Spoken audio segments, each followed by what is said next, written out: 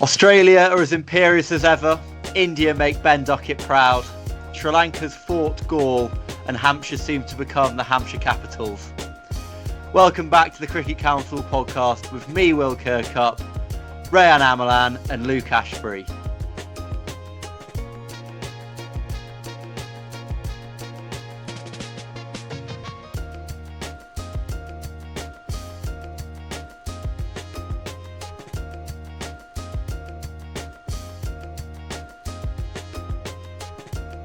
Hello everyone, and happy Wednesday. I'm Will Kirkup and ready to take you through the world of cricket over this past week. First, Rayan Amalan. Hi Ray, how are you getting on? Hi mates, yeah, happy with the win. India thrashing Bangladesh in 2 days. How are you guys doing? Yeah, not bad. Luke, how are things? Yeah, not bad. I've got a slight cold, which is self-inflicted because I was on a stag do in Benidorm over the weekend. Bit of a shame to return to rainy England, especially now the county championship is all wrapped up. But yeah, we've got a lot of cricket to look forward to in the winter, so buzzing for that. We've got plenty of content to get through. What was the highlight in Benidorm? It's just drinking, mate, to be honest. Right. Not much else than that, unfortunately. Oh, lovely stuff, I suppose. I mean, my kind of weekend, I'm sure. Anyway, let's get on with the show. First on the agenda today is the conclusion of England's ODI series of Australia. England fell to a 3-2 ODI series defeat after a 49-run loss at Bristol on Duckworth-Lewis. The home side set Australia 310 to win, but at one stage were on for something close to 400. A magnificent stand of 132 between Ben Duckett and Harry Brook had seen England up to 202 for 2 before Brook fell to Adam Zampa, inducing England's collapse to 309 all out. England lost all of their last 8 wickets to spin on a turning deck, with Travis Head the pick of the bowlers. His 4 for 28 was the best bowling figures of his career. Australia's talisman Head, paired with Matthew Shaw, got the visitors off to a flyer as they looked to score quickly, with rain and a DLS 20 over target in the back of their minds. Although they were both dismissed, Australia's openers set the platform for Steve Smith and Josh Inglis to guide the baggy greens home. Luke, I'll come to you first. What are your thoughts on the game, really? Yeah, with Brook and Duckett in, it looked like we were set for 400, which I think would have been too much, even with the shortened game. I think actually the big moment in the match was when Jacks bowled one over and he went for 20. And I think we always knew it was going to be rain affected and it wasn't going to be much more than the 20 overs to constitute a game. So I'm not sure why they didn't just bowl their premier bowlers. Rashid only bowled 3 overs. And I think he probably should have just kept the seamers on. But yeah, I think it's a learning experience from this young squad. Harry Brook, he's sort of shown what he can do now in the one-day side. So yeah, I think the future's bright, but I'm not sure we're going to set the world alight at the Champions Trophy, but we'll see. Yeah, it's this interesting one with, you mentioned the bowling selections. I think there's an element of seeing if they could time waste their way to keeping Australia under the DLS target, which backfired. I'm almost, part of me is happy it backfired because, Australia's spinners won the game for them, really. Travis Head was superb. Glenn Maxwell, I think, got the wicket of Brook, which was obviously crucial, and bowled Jamie Smith, I think it was. And the spinners induced a collapse, so it probably could have done with Rashid bowling a lot more, maybe seeing if Livingston could have a similar impact that the Australian spinners did. Ray, I'll come to you. Yeah.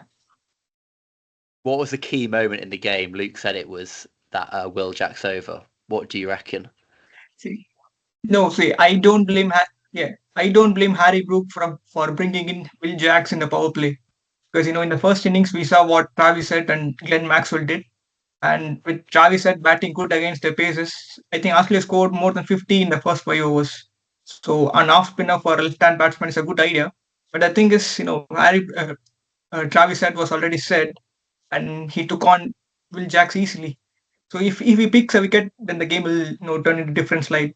So the idea of Harry Brook is okay, but Will Jacks didn't put the good balls in the right areas in that over at backfire. But the idea of Harry Brook is a good one for me. So why didn't he bring on Rashid instead?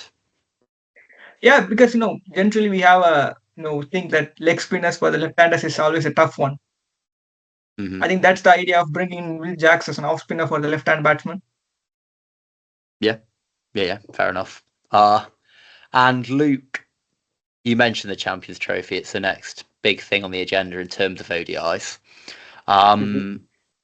Like, I've just got written down where next for this England side. Like, what is the direction, do you think? Where are things going for them? Yeah, I think we do have players to come back.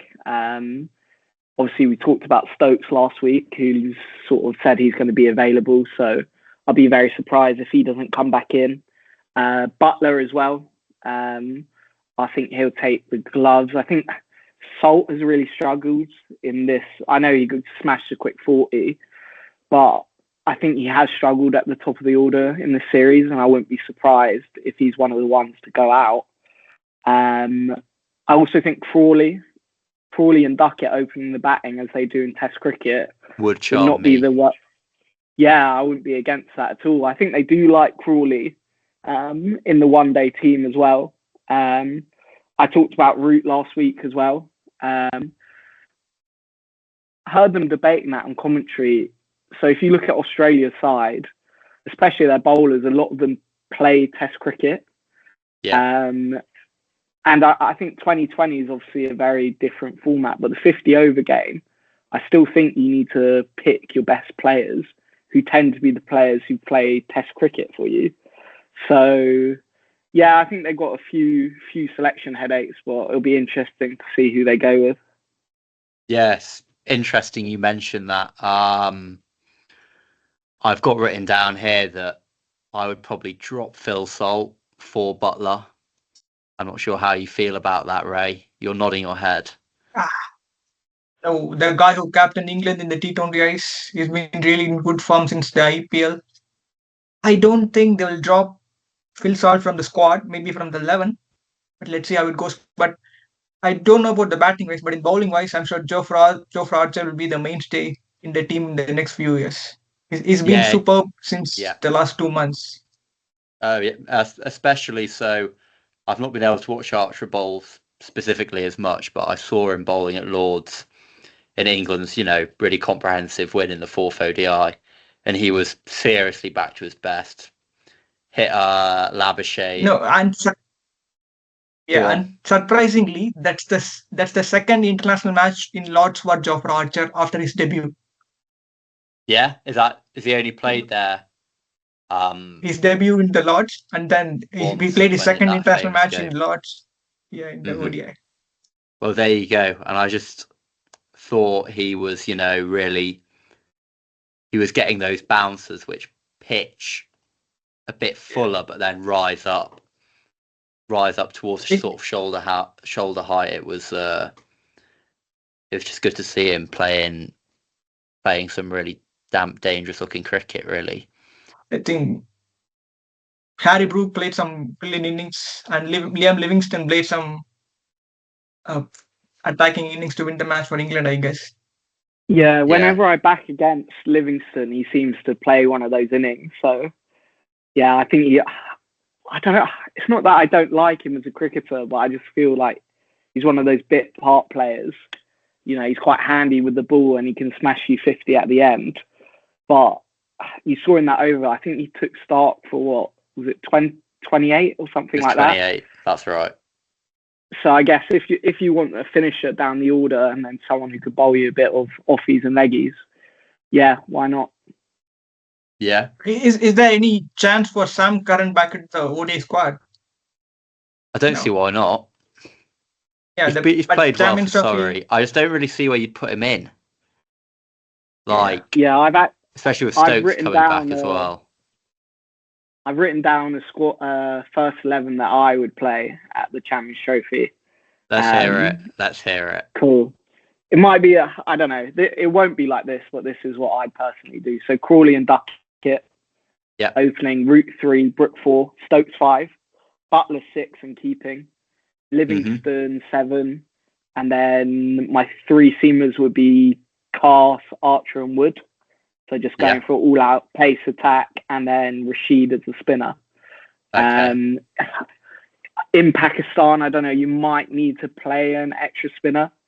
And then I would take Jacks as well. So I guess you could put him at the top of the order. And he could bowl a few overs as well. You've got Bethel. Rehan Ahmed, I don't know if he's drifted away from short form sort of consciousness a little bit, hasn't he?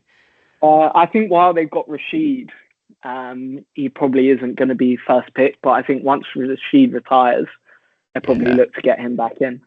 Yeah, so it's interesting. Earlier on, you mentioned the perhaps a drift towards using our test batters in the ODI format might benefit copying the Australia blueprint. There's a quote which came out yesterday from Marcus Trescothic, where he said, "I think you'll see more correlation between Test matches and ODIs. Look at Australia; they're world champions." And then he goes on to explain that their best 3 bowlers just play all their ODI games, and that they're looking to build a stock of bowlers. England are looking to build a stock of bowlers as well. So it does look as if the England coaching team are going to try and drift towards the sort of Test/ODI amalgamation of squads, I suppose. Yeah, I think this series has showed actually still the value in 50 over cricket. I know like T20 is sort of seems to be taking over, but for me, it's a great format and it needs its place still. Because there are just those periods where you need to go hard at the start, but then through the middle, you also need to keep wickets in hand, and it's not just a T20 slogfest. So yeah, I really enjoyed the series, and looking forward to the Champions Trophy as well. Yeah, I actually wanted to come on to the apparent survival of ODI cricket, which has really been displayed across the autumn month of September, because I was there in Bristol on Sunday, and it was sold out. It was brilliant to see it. Yeah, it was a packed house, but it was absolutely freezing. I have never been colder at a cricket match in my life, for guaranteed 100%. It was so we were on pretty much at the top of one of the scaffolding stands that they've got, temporary stand. No protection at all. Gale force wind straight into my face, coming across the wicket, and it was just, given the tickets costed about £100 each, it just was not an ideal viewing experience at all. Like, I hate to admit, I was quite glad when the rain came, because it meant we could sit and watch the second half of the Man United game. Ray's looking at me very disapprovingly on the Zoom call, as if, how could you ever be happy to leave a game of cricket? But it was just a real sort of, you don't notice these things unless you're there, and it was a real like pointer of, my opinion has changed quite drastically from it to one where it's just such a shame that these games are being pushed to, I mean, it's literally the 1st of October today, on the day of recording, and it just cricket in England should not be happening at this time of year, and that game especially really showed that, I thought. Yeah, there was one more thing I just wanted before we move on to talk to Ray actually about the Champions Trophy. So being in Pakistan, something I read today, there's a question whether India will actually be going. That's still a question, I think. I read that it's going to be decided by the Indian government whether India will travel to Pakistan or not. If not, India will ask the board to change the Indian matches to either Sri Lanka or Dubai. Let's see what the BCCI and IC and the Pakistan Cricket Board is going to decide. I want India to travel to Pakistan. It's been more than a decade since we visited Pakistan. I heard from a lot of Pakistani journalists and fans that a lot of fans for Virat Kohli, Jasprit Bumrah, and Rohit Sharma. So I'm sure Pakistani fans will also want Indian team to travel to Pakistan. But it's between the politics, politics of two countries. So our Indian government needs to decide, and they are the deciding authority. So let's see. Fingers crossed for Yeah, India need to travel. yeah, I hope so. It'll be a real shame, actually. But yeah, I think Yeah. I'm not an expert on the political situation, so Yeah, we could cover that in more detail with some proper research, perhaps, close to the tournament. Okay, moving on. India beat Bangladesh by 7 wickets following a remarkable turnaround in Kanpur. The visiting side were bowled out for 233 and held by a superb 107 not out from Monimul Haq before India put on a rapid 285 for 9 declared within just 34.4 overs. They had significant contributions from Jaiswal, Kohli and Rahul, who made 72, 47 and 68 respectively.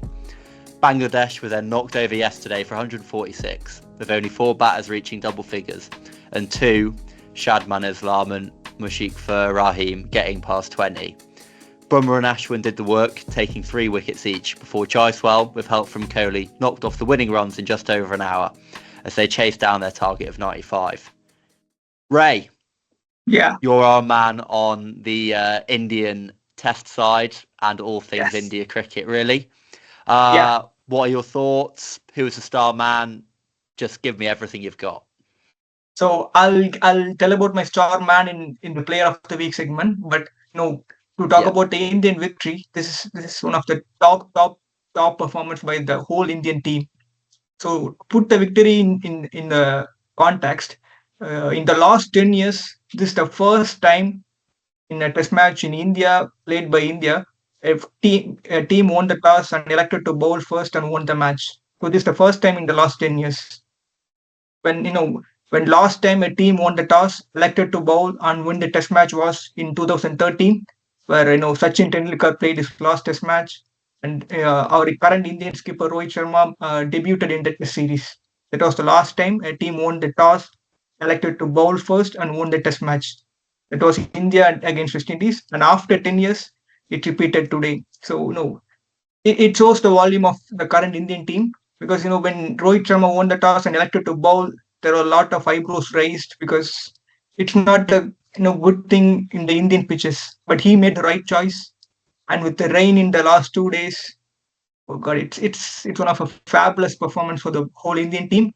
And to add the value, it gives point to the Indian test side to stay in the top of the WTC table. So now we are one step ahead and set a foot in the Lords for the final. So I'm very, very happy with the result.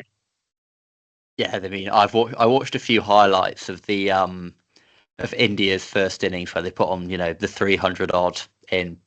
I think it was 34 overs. Ben Duckett would be very proud. You're finally listening to how it should be done, as England set out a couple of years ago. Luke, did you manage to catch any highlights or anything else? What are your thoughts on it? yeah, I watched a little bit of it, but I think I'll just build on what Ray said. It shows the benefit of the World Test Championship, because if there weren't points up for grab, you could have easily seen India were 1-0 up in the series already. The rain was coming. They could have played for a draw. But given all the points matter, it just showed that it was taking a risk and playing that attacking brand of cricket, it was the only way they were going to win. And sort of a one-up on England there, sort of showing how they can play Bazball as well. I think a lot of the Indian players, especially the batting, are actually suited to play that way, playing in the IPL. A lot of them play the white ball format as well. Especially Jaiswal up the top of the order. I think we'll talk more about him in a bit. But yeah, so looking at the stats, averaging 64 in Test cricket, which is second best to Bradman. If minimum 20 games, so I know Kusal Mendes actually does. We'll get to Kusal. He turns me on, does Kusal KAMINDU, but we'll get to him.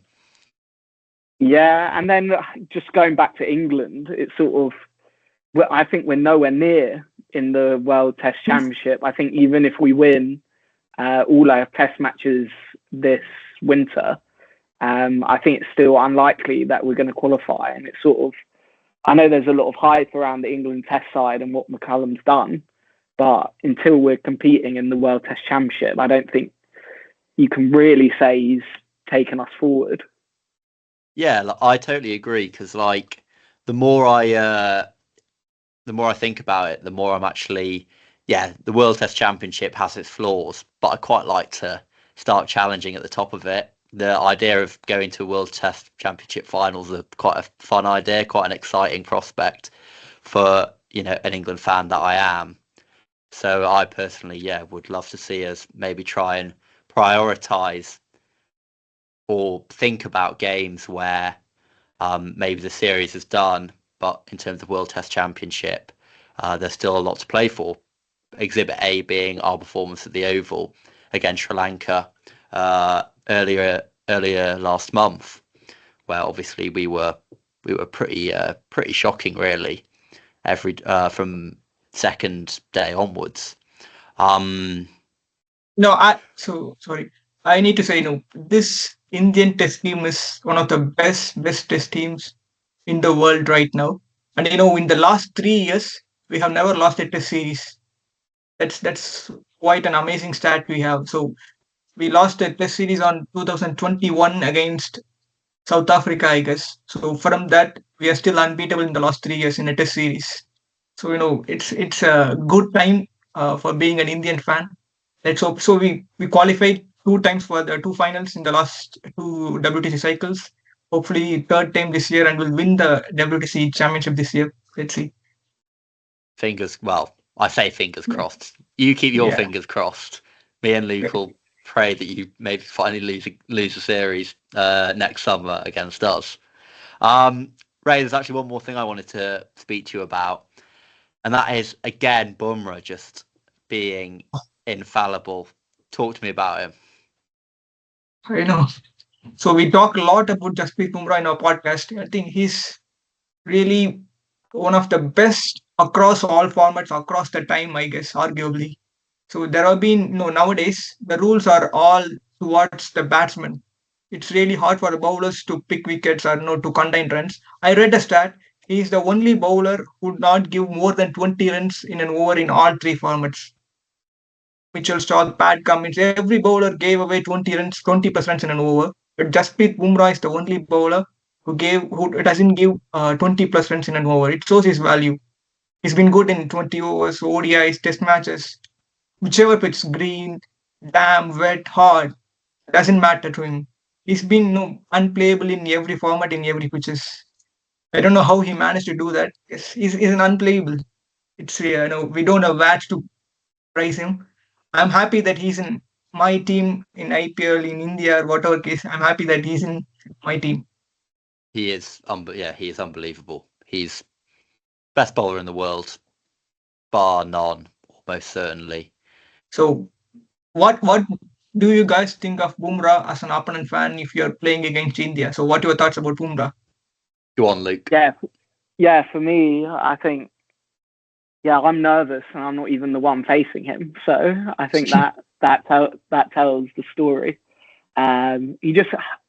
He attacks the stumps as well, right? I know he's got a good short ball, but I think as a bowler, just to have that control, but also feel like some bowlers just bowl too wide sometimes, especially in Test cricket. And it's just easy to leave alone. But Bumrah is always at you. I've never faced him, but I think that short run up, and because he's got have you not? Hang on, gonna have to cut you off there. Have you never faced him, Luke? Really? Your international status? No, it's not quite at that pedigree. But I just think that short sort of snappy action that he's got, I think he must be just difficult to pick up, and I think that's why people struggle with him so much. Yeah, I mean, Luke summed him up technique-wise better than I can. So I'll give a more visceral fan perspective.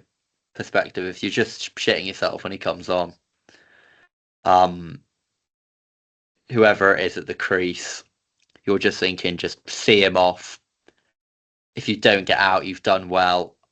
I don't care if you don't score any runs. Target the bowler at the other end if you feel the need to rotate the strike, which is obviously important, because when he's on form, there's no one better in the world. He's got that deadly Yorker as well in his locker, and he can just cause stumps to fall all over the place. That dismissal of Pope still scars me as a viewer almost a year later. He is could be one of the great, if not the greatest seamer that I've ever seen, and perhaps of all time. He is that good. If he continues the form he's on at the moment for the next however many years he plays, he's got potential to be one of the greats, in my very humble opinion. Shall we move on, lads? Go on, Ray. Do you want to keep going if you want? No, sure. It's really good to hear, when the opponent fans speak good about, Indian bowlers, especially Indian bowlers. So I'm really, really proud of Jasprit Bumrah, proud of myself as an Indian fan. Yeah, you should be proud. He is unbelievable. So, moving on from India and down to Sri Lanka, where they beat New Zealand by an innings and 154 runs in Galle. Sri Lanka put on 602 for 5 declared before bowling New Zealand out for 88, asking them to follow on, and bowling them out again for 360 to wrap up a 2-0 series win. Look, I'll be honest, I've not been able to watch this test match. I managed to watch a little bit of a few highlights this morning. But he's going to keep coming up as long as we keep podcasting, and that is Kamindu Mendis, my favourite player in world cricket. I hope to be talking about him again next week if Sri Lanka are playing, or whenever they're next playing. I'll always be looking out for him, hoping he's scoring runs. Just a few stats on him.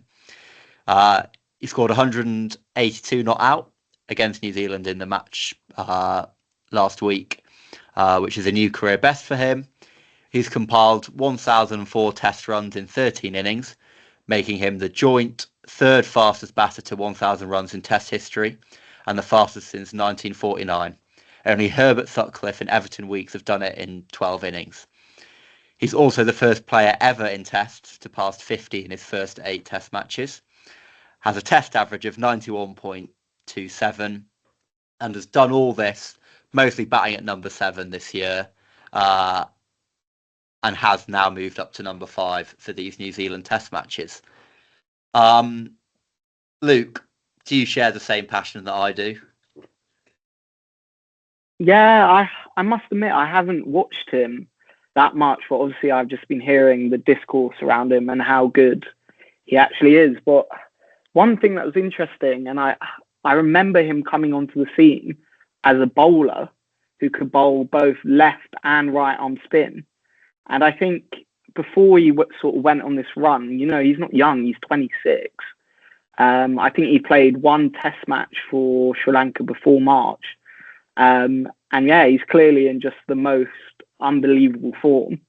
I think the real test for him he won't be able to go on at this rate forever. Maybe I'm wrong, but I mean, sort of, it's I unlikely. think he will regress to the mean at some point. And then it's sort of the test of his character then.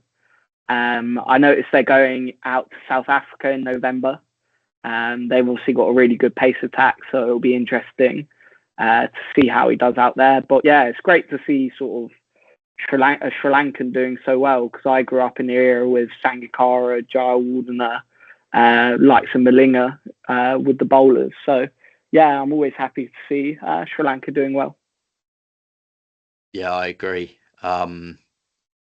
I just think he's really sums up a classical Test batter in that he's so staunch in defence, on the front foot, on the back foot. He just looks so sound, so solid, and then just unleashes these quite sort of punchy drives and brutal cuts, sort of through the square region on the offside. He's just a really traditional batter, executing as well as someone can, basically at all. And you're right about South Africa. That's going to be a step up. And I'm very, very intrigued and excited to see what he does. Rayan, have you seen much of him at all? What do you think his potential might be? Yeah, I haven't. No, I am also having seen much of the match, but left-hand batters is always a class to watch, and KAMINDU Mendes is one among them. He did some really unbelievable things in the history of Test cricket in his start of his career. Let's see how far he goes ahead. But with Sri Lankan Test team, apart from India and England, I think Sri Lanka is the only other team who's having a chance of qualifying for the finals. But they have the real test ahead in November when they're facing South Africa. So that's going to be one of the important series for Sri Lanka. If they manage to draw or win a series against South Africa, anything happen, they may know ahead of Australia and qualify for the WDC finals. So let's see. It will be good. So I think another stat will be after 6 or 7 years, Sri Lanka managed to produce 6 wins in a calendar year, 6 test wins in a calendar year. So this calendar year is one of the best in terms of wins for Sri Lanka. We'll see how whether it will be continuous or not. Yeah, fingers crossed. I think they're a really likable side.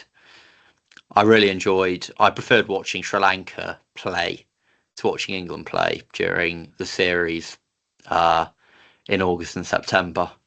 And yeah, perhaps I'm morphing into a closet Sri Lanka fan. Who knows? Yeah. I think one thing they are missing is a couple of seamers. I think that was quite evident when they were over in England. I think historically they've produced very good spin bowlers, but I think out in South Africa, I think that's going to be the real test. South Africa got some very good batsmen, and also their seam attack with the likes of Rabada. So we have to see. It's a step up. It's definitely, because even our seam attack maybe wasn't. It's in transition a little bit itself, so it will be very, very tough down there. Yeah, but when last time Sri Lanka toured South Africa, they managed to do the series. Kushal Perera hit a magnificent 158 in the 4th innings to chase the total of 300 plus. So let's see. Moving on from that, it's now time for our players of the week. Luke, who did you go for? Yeah, we've talked about him a bit already, but I'm going to have to go for Jaiswal. 250s in the match at really, really quick rate. And yeah, I've talked about it averaging 65-ish over 20 test matches. Yeah, he's got unbelievable numbers, and I think he's still so young. So I can see why Indian fans are so excited about him.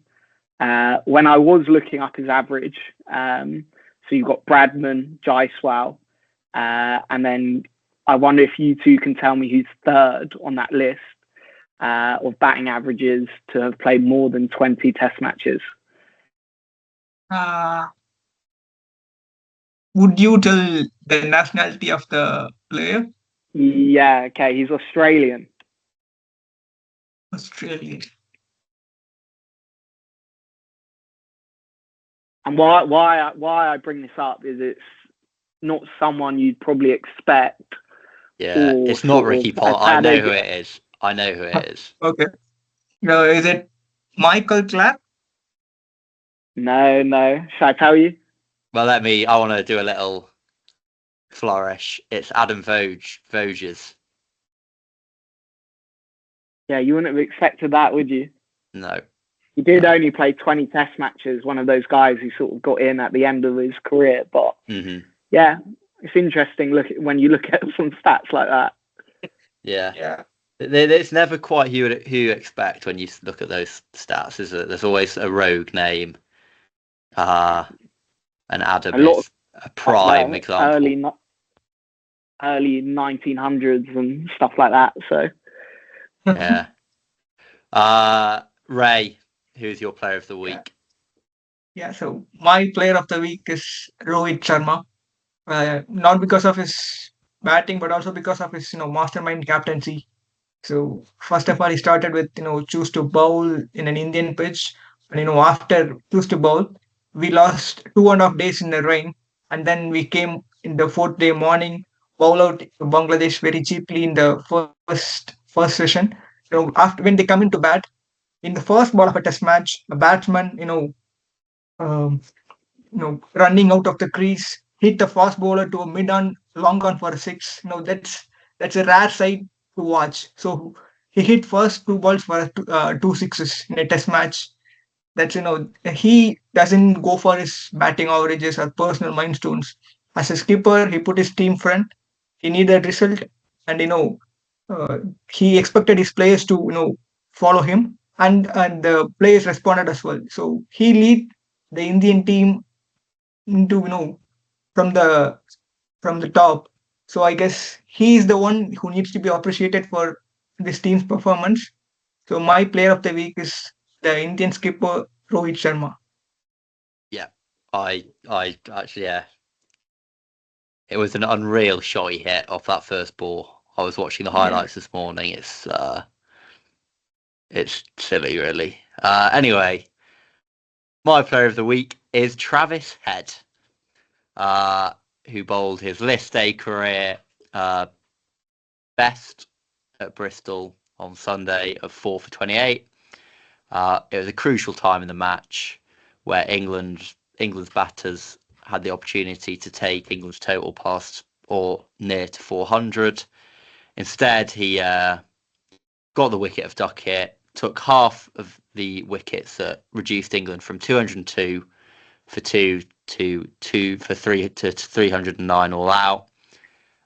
He was also named player of the series with his 248 runs and another couple of wickets that he took in that Nottingham game. Of course, he hit 154 red in the first game of the series at Nottingham, and which was almost objectively the knock of the series. And just as a batter, he's got the X factor. He's got something about him which just make almost, even as an England fan, you don't mind if he's batting well because within reason, because he's so explosive to watch. So I decided to go for him. So that's the end of part one. In the second half, we move on to the county championship and the last week of the county championship. We discuss Surrey clinching the title, Sussex clinching the title down in Division 2, the relegation of Lancashire, and also the takeover of Hampshire, who have been bought by co-owners of the Delhi Capitals. See you in a moment.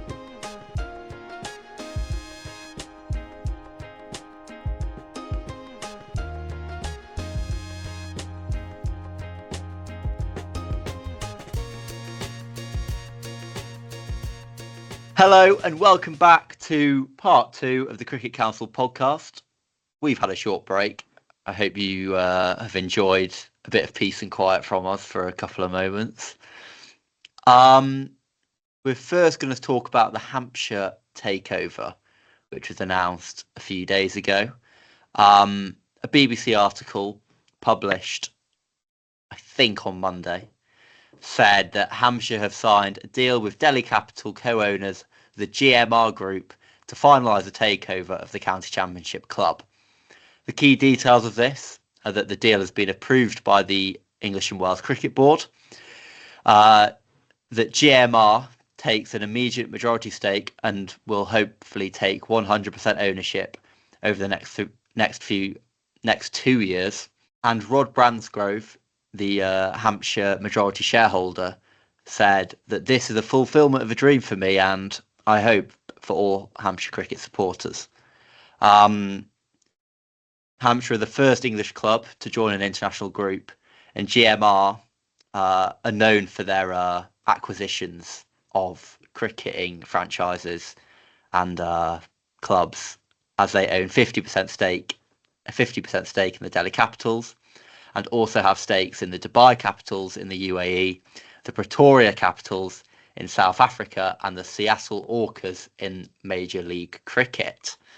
So, are we staring down the barrel of a Hampshire Capitals T20 Blast side / 100 side? And yeah, I haven't quite wrapped my head around it. Luke, what are your thoughts? Yeah, this might be controversial because I think a lot of staunch county cricket fans, which I am, and purists, are against this. I think they sort of think we're losing the essence of the county game. But for me, there's a lot of talk about how county cricket is struggling financially. So I think it's positive that money is coming in and someone is prepared to pay such a large sum to buy a county cricket club. I think it shows that obviously these people aren't investing it just for the sake of it. They're investing so they can make money from it. And from what I've read, I think the attraction of Hampshire is that they have a hotel on site. They have a test match every year. They host music contests, music concerts. So I think clearly it's a good investment. But I think the problem is a lot of county sides don't have that luxury. And we could see a scenario whereby the likes of Hampshire or the others that may or may not get taken over in the future get a lot better, a lot stronger. And then the smaller sides, the likes of Gloucestershire and Leicestershire, they're sort of the disparity between the best and the worst teams is going to get even greater. So, yeah, it's a tricky one. It will be interesting to see how it plays out. I think a lot of the county teams are actually still owned by the members. So I imagine a lot of them would be opposed to selling their clubs to foreign investment. So, yeah, I wonder if this will sort of start a sort of domino effect, and then we might see a few other county sides taken over. But yeah, we'll have to wait and see how it plays out, really. Yeah, right. The members don't have a stake in Hampshire, which is basically why the deal got through. Do you know how much they bought it for? Have you got a figure on that? I think it was 100 million. 100 million. Oh, 100, wow. Yeah, 125 million pounds, I guess. Yeah, Ray. Yeah, no, Go on, Luke. Go on. Yeah, I know I always relate it to football, but you've obviously seen a lot of foreign investment in football, like some Man City. And it always amazes me, like, in my opinion, cricket is the second sort of England's second sport for me. Obviously, it's not bigger than football, but sort of to be a cricketer in England, unless you're playing in the national team, you're still not making the greatest living, are you? I'm not exactly sure what a decent county pro gets paid, but I imagine it's probably only 50 grand a year if you're a good county. I remember looking this up. I think a county championship club player averages at 25k. That's and figure then I read somewhere. If you're a kid and you're a good cricketer or a footballer, you're going to choose football, aren't you? It's sort of a no-brainer. Or you've even seen people leaving the game. You've had the likes of Zafar Ansari leave to go and pursue a career in law, I think it was. Rory Hamilton-Brown a bit before that, who I think went into the city in banking. And it's sort of, can you blame them when either they can go and do that and have a long career, or you can stay at your county side and get, 30, 40 grand a year. And it's a short career as well, that's not, you're never going to make a life-changing amount of money. So, you hope that sort of by bringing in foreign investment, the players can be paid better. And also it might help steer off some of the franchise cricket. You know, you might get better players coming to play in the county championship, play in the blast, and I think that's always a good thing. Right. I hope it will help the county championship and the county England grounds as well. So the GMR group also acquires the Utilita Ball cricket ground. It will improve the infrastructure of the ground, which is going to host the Ashes in 2027. So I guess it's a fantastic move. So I hope the other county championship who are in the brink of financial crisis will also acquire contact from the bigger international companies and will improve the infrastructure of the ground and county championship as well. It will help the English cricket. Yeah, I agree with you both. I think it's good.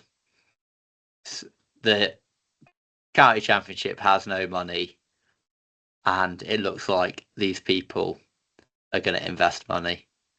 And mow me down in the comment section if that's controversial or if I'm wrong, but that's what I think.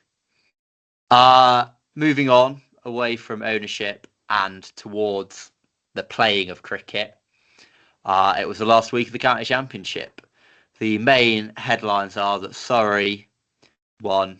I mean, they already had done, but they celebrated, shall we say, their title victory with a gritty draw at Chelmsford. Dom Sibley ground out a ton in, I think it was 187 balls. I could be wrong on that one. The other main headlines are that Lancashire are relegated after they failed to pick up any batting points in their first innings at New Road against Worcestershire, after being bowled out for 177. And Yorkshire sealed their promotion alongside Sussex, who clinched the title with a batting point draw against Middlesex, who had been fellow promotion rivals.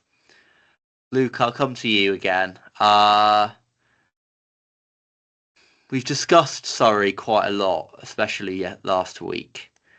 There's not much more to say on them. But for Lancashire, it's been their batting which has really let them down throughout the tournament. I think the stat I read that they failed to reach 200 in 8 games out of the 14 or something like that. But the crux is that they've failed in the batting region. What's gone wrong, do you think?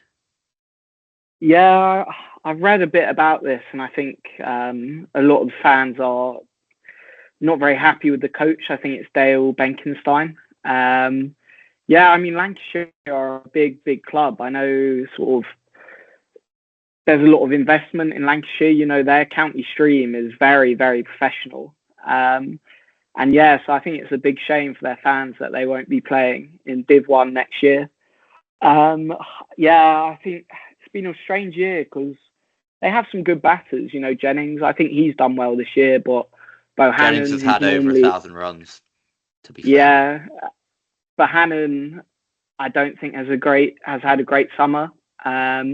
And then, yeah, I think in the middle order, you've seen Rocky Flintoff come in for the last 4 or 5 games, and the lad's only 16 years old. So I don't think you can expect a lot from him. So yeah, I expect they'll be back next year. They need to have a little bit of a rebuild. One thing I've noticed actually, I just read just now, is Yorkshire has sacked Otis Gibson, or not renewed his contract. So they're going to have a new coach next year. And yeah, despite their promotion, and I wouldn't be surprised if Lancashire got rid of their coach as well. So yeah, a bit of a shame, but I'm sure they'll be back. Mm-hmm. The managerial merry-go-round of championship cricket, I suppose. Ray, I don't know if you're as clued up on Lancs.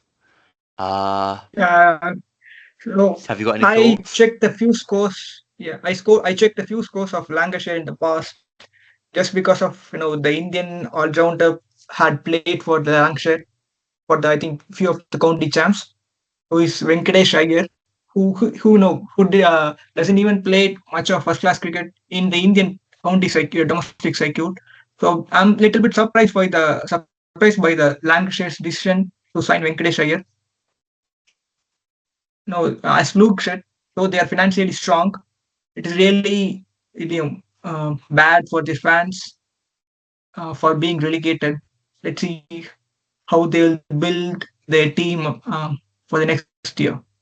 Yeah, Yeah, it is, yeah. I think who you get as your overseas players is so important. And the other team, Kent, who've been relegated, over the last few years I've watched Kent, and yeah, their batting's not been great, but actually it's been the reverse. Their bowling, they've really, really struggled.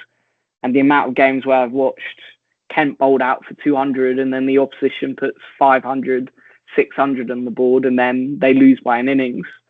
So yeah, that's another one. Kent, who I really enjoy watching. Yeah, they're going to be in Div 2 next year as well. So it'll be interesting because there's some good players. So I wonder if they'll be able to keep hold of them, or they'll go look for new clubs in Div 1. Yeah. It's something I want to talk about Surrey. And that's Dan Worrell. We mentioned him last week briefly. And the issue of, the fact that I think it's in next March, he is eligible to play for England. Ray, as more of a neutral, do you think it would be a good acquisition if England had him playing in the test matches next summer?